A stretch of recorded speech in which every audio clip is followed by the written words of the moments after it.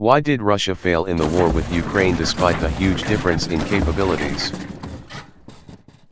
NATO's military technology has proven to be clearly superior to Russian technology, and NATO is well aware of the capabilities and weapons of the Russian army.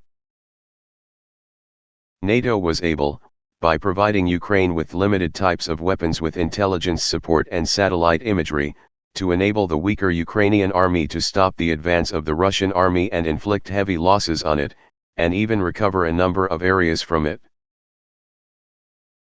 The Javelin missile was able to easily destroy Russian tanks,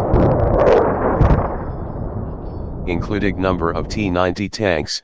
The Russian armor Icon, although it had 3 defense systems, it could not avoid the missile. Many were surprised that Russia does not have military drones. The Pantsir air defense systems failed to stop the Turkish drones used by the Ukrainian army. These planes were even targeting the defense systems themselves.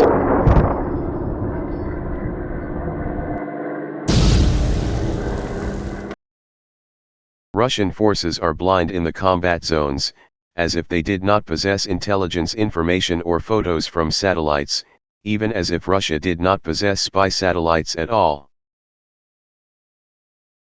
Some Russian convoys lost their way in the Ukrainian lands or ran out of fuel before they reached their targets. The Russian forces do not have a perception of the whereabouts or movement of Ukrainians. They don't have maps or they use very old ones.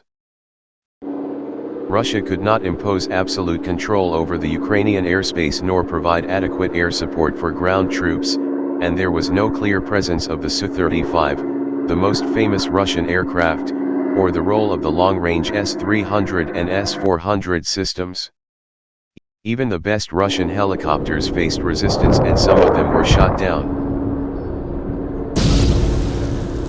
The Russian forces changed most of their targets and turned to defense instead of attack, and lost a number of cities that they had previously occupied. Economic sanctions and the policy of attrition greatly affected the availability of equipment and ammunition for the Russians. The Russians' dependence on imported materials in the manufacture of their weapons, especially electronic parts, greatly limited the production.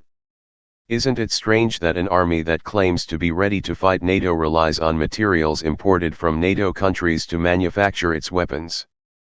The Russians' threat to use nuclear weapons is evidence of the weakness of their conventional weapons, and that the call-up of the reserve forces is an indication of the size of the losses they have incurred on the battlefields.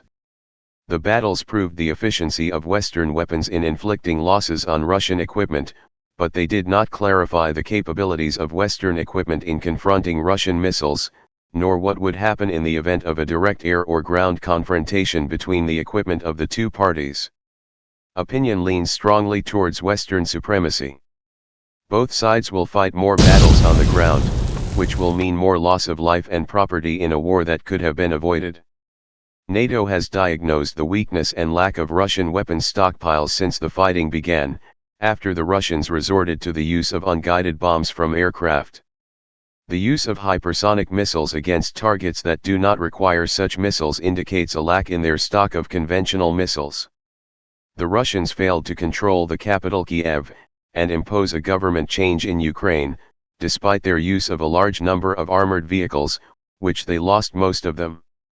Russia even failed to control an airport on the outskirts of the capital, to use it as a base for landing military transport and supply planes.